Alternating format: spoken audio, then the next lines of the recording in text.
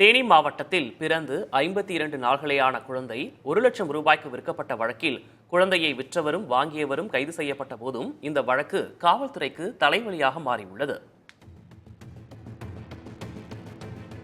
தேனி மாவட்டம் வீரபாண்டியில் பிறந்து 52 நாட்களே ஆன குழந்தை பெற்ற தந்தையால் விற்கப்பட்டதாக மாவட்ட குழந்தைகள் பாதுகாப்பு அலகிற்கு புகார் வந்தது.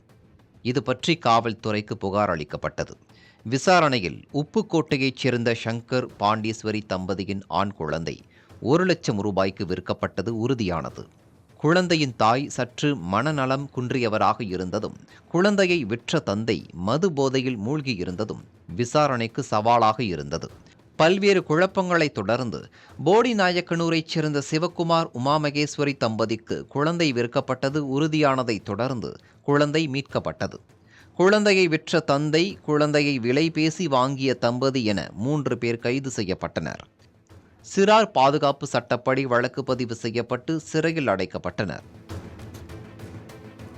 விசாரணையில் குழந்தையை 1,00,000 ரூபாய்க்கு விற்ற சங்கர் அந்த பணத்தில் மூக்கு முட்ட மது அருந்திவிட்டு குழந்தை விற்பனை பற்றி ஊரில் உளறியுள்ளார். மீதமுள்ள பணத்தை பத்திரமாக வைத்திருக்குமாறு பக்கத்து வீட்டுக்காரரிடம் கொடுத்துள்ளார்.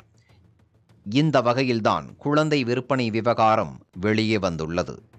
மேலும் போடிநாயக்கனூரில் உணவகம் நடத்தி வரும் சிவக்குமார் மதுரை மாவட்டத்தில் உள்ள தன் தங்கைக்கு 12 ஆண்டுகளாக குழந்தை இல்லாததால் அவருக்காக சங்கரின் குழந்தையை வாங்கியதாக வாக்குமூலம் கொடுத்துள்ளார்.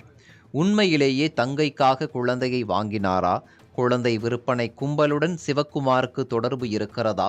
சங்கரை சிவக்குமார் அணுகியது எப்படி என்பன உள்ளிட்ட கோணங்களில் காவல்துறையினர் விசாரித்து வருகின்றனர். புதிய தலைமுறைக்காக போடிநாயக்கனூர் செய்தியாளர் திருக்குமரனுடன் தேனி செய்தியாளர் ரமேஷ் கண்ணன்.